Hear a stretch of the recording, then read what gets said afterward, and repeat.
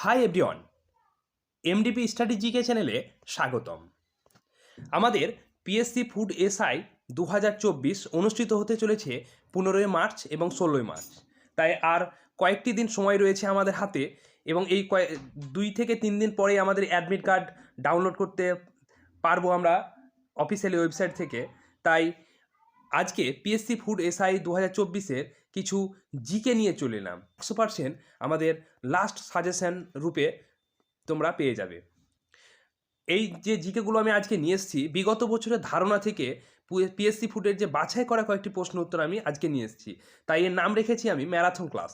এই পিএসসি ফুডের marathon class চেষ্টা করবো এই কয়েকদিনে আমি কয়েকটি ম্যারাথন ক্লাস নিয়ে আসার, যাতে সেখান থেকে তোমরা জিকে 100% কমন পেয়ে যাও।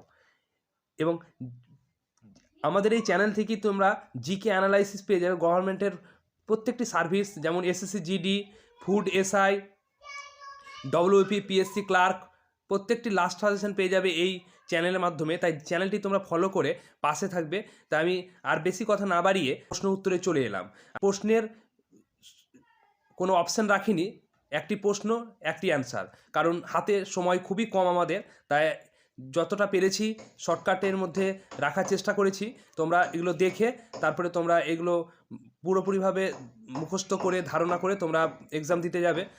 চেষ্টা করব যাতে আমাদের এই ভিডিও থেকে তোমরা উপকৃত হও। তাই ভিডিওটি শেষ পর্যন্ত দেখবে, তাহলে তোমরা পিএসসি ফুডের এসআইয়ের যে জিকে, সে জিকে থেকে তোমরা বিগত বছরের জিকে থেকে তোমরা ধারণা পেয়ে যাবে যে কোন ধরনের জিকে এসছে, এবং এই লাস্ট সাজেশনের জিকে থেকে তোমরা অনেকটা সাজেশন পেয়ে যাবে। প্রথম প্রশ্ন হচ্ছে, ভারতের সর্বাধিক সংখ্যক শ্রমিক নিযুক্ত রয়েছে কোন শিল্পে? টেক্সটাইল শিল্পে। টেক্সটাইল শিল্পে হচ্ছে ভারতের সর্বাধিক সংখ্যক শ্রমিক নিযুক্ত রয়েছে।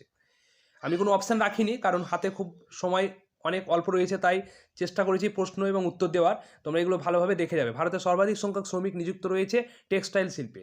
2 নম্বর হচ্ছে, জাতিসংঘের কোন অঙ্গটি বিশ্ব সংসদ হিসাবে বিবেচিত?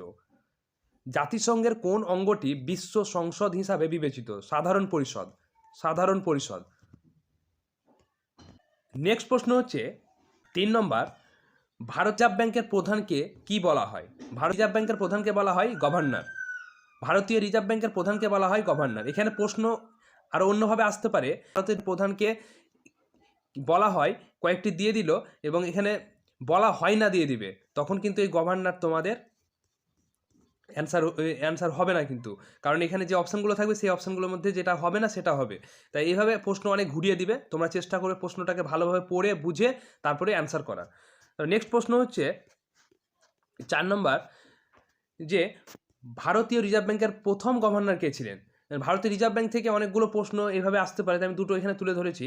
ভারতীয় রিজার্ভ ব্যাংকের প্রথম গভর্নর হচ্ছে ওসবর্ন স্মিথ। ওসবর্ন স্মিথ, এটি বিদেশি, এবং এখানে ওসবর্ন স্মিথ, ভারতীয় রিজার্ভ ব্যাংকের প্রথম গভর্নর হচ্ছে ওসবর্ন স্মিথ। এখানে প্রশ্ন আসতে পারে ভারতীয় রিজার্ভ ব্যাংকের ভারতীয় প্রথম গভর্নরকে, তখন এটা এইভাবে তোমরা প্রশ্নগুলো দেখে যাওয়ার চেষ্টা করবে। আমি পুরো ডিটেলস আনার চেষ্টা করব পরবর্তীতে। এবং নেক্সট হচ্ছে 5 নম্বর, ভারতের পঞ্চবার্ষিকী পরিকল্পনা শুরু ও কার্যকরী হওয়ার সাল কত? ভারতের পঞ্চবার্ষিকী পরিকল্পনা শুরু ও কার্যকরী হওয়ার সাল হচ্ছে 1951 খ্রিস্টাব্দে। 1951 খ্রিস্টাব্দে ভারতের পঞ্চবার্ষিকী পরিকল্পনা শুরু ও কার্যকরী হওয়ার সাল হচ্ছে 1951। 6 নম্বর প্রশ্ন হচ্ছে, বিশ্বের বৃহত্তম মানুষের তৈরি খাল হলো? উত্তর হচ্ছে সুয়েজ খাল। বিশ্বের মধ্যে বৃহত্তম মানুষের তৈরি খাল সুয়েজ খাল। নেক্সট প্রশ্ন হচ্ছে 7 নম্বর, পাবলিক সেক্টরের বিলগ্নিকরণকে বলা হয় কি? ব্যক্তিগতকরণ বা প্রাইভেটাইজেশন। পাবলিক সেক্টরকে বিলগ্নিকরণকে বলা হয় ব্যক্তিগতকরণ বা প্রাইভেটাইজেশন। 8 নম্বর প্রশ্ন হচ্ছে, বিখ্যাত সাঁচি স্তূপ কে নির্মাণ করেন? বিখ্যাত সাঁচি স্তূপ নির্মাণ করেন অশোক। বিখ্যাত সাঁচি স্তূপ কে নির্মাণ করেন? অশোক। 9 নম্বর হচ্ছে, কারা প্রথম ভারতের স্বর্ণমুদ্রা প্রচলন করেন? কারা প্রথম ভারতের স্বর্ণমুদ্রা প্রচলন করেন? ইন্দো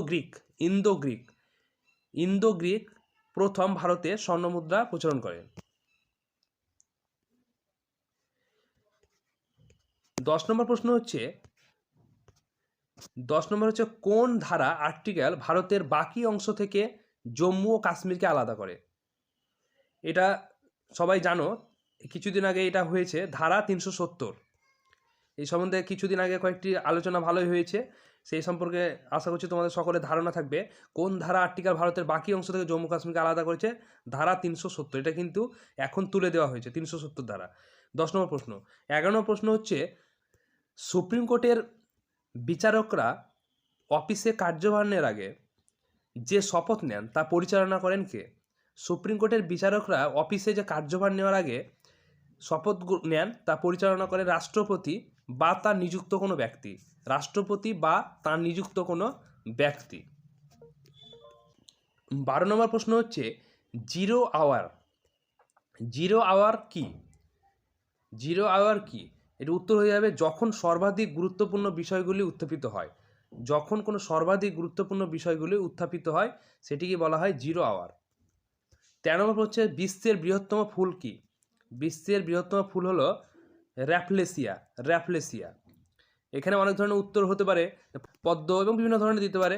সেখানে উত্তর হয়ে যাবে বিশ্বের বৃহত্তম ফুল হচ্ছে র্যাফলেসিয়া।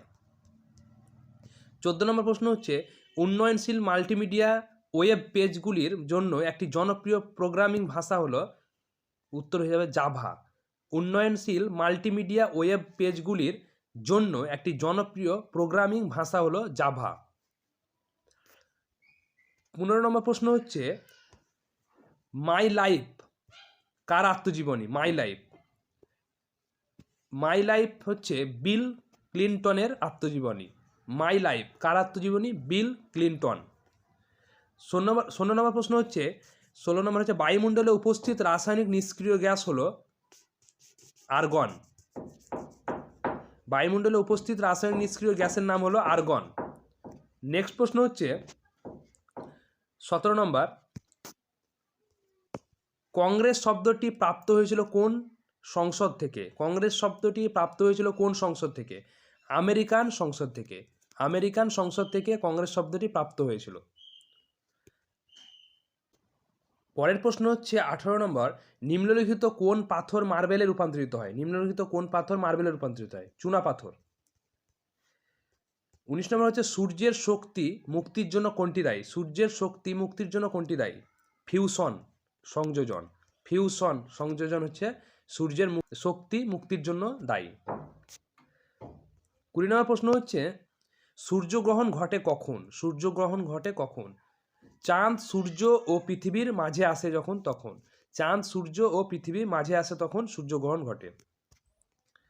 21 নম্বর প্রশ্ন হচ্ছে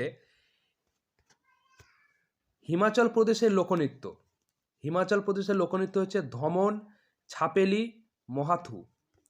এই তিনটের মধ্যে যে কোনো একটি দিতে পারে। হিমাচল প্রদেশের লোকনৃত্য হচ্ছে ধমন, ছাপেলি ও মহাথু। 22 নম্বর প্রশ্ন হচ্ছে স্বাধীন ভারতের প্রথম স্বরাষ্ট্রমন্ত্রী কে ছিলেন? স্বাধীন ভারতের প্রথম স্বরাষ্ট্রমন্ত্রী কে ছিলেন? সর্দার বল্লভভাই প্যাটেল। স্বাধীন ভারতের প্রথম স্বরাষ্ট্রমন্ত্রী ছিলেন সর্দার বল্লভভাই প্যাটেল। এই সর্দার বল্লভভাই প্যাটেলের একটি স্ট্যাচু তৈরি করা হয়েছে গুজরাটে। তোমরা সকলেই বিষয়টি জানো। স্বাধীন ভারতের প্রথম স্বরাষ্ট্রমন্ত্রী ছিলেন সর্দার বল্লভভাই প্যাটেল। 23 নম্বর প্রশ্ন হচ্ছে সুফি শব্দটি কোথা থেকে এসেছে? সুফি, এটি এক ধরনের পোশাক থেকে এসেছে। সুফি শব্দ এক ধরনের পোশাক থেকে এসেছে। আজকে আমি যতটা পারলাম বিগত বছরের কোশ্চেন থেকে ধারণা করে আমি সেগুলো সাজেশান নিয়ে আসার চেষ্টা করলাম। তো আগামীতে যে আপকামিং পরীক্ষাগুলো রয়েছে যেমন পিএসসি ফুড, পিএসসি ক্লার্ক এবং বিভিন্ন ধরনের ডব্লিউপি এখনও অ্যাপ্লিকেশান শুরু হয়নি, কিন্তু ডব্লিউপি থেকে তোমাদেরকে এখন থেকে প্রিপারেশান নিতে শুরু করতে হবে।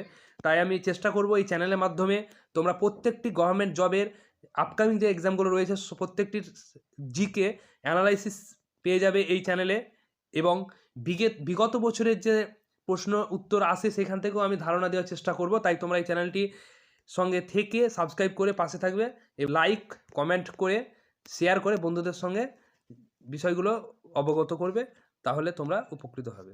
ধন্যবাদ।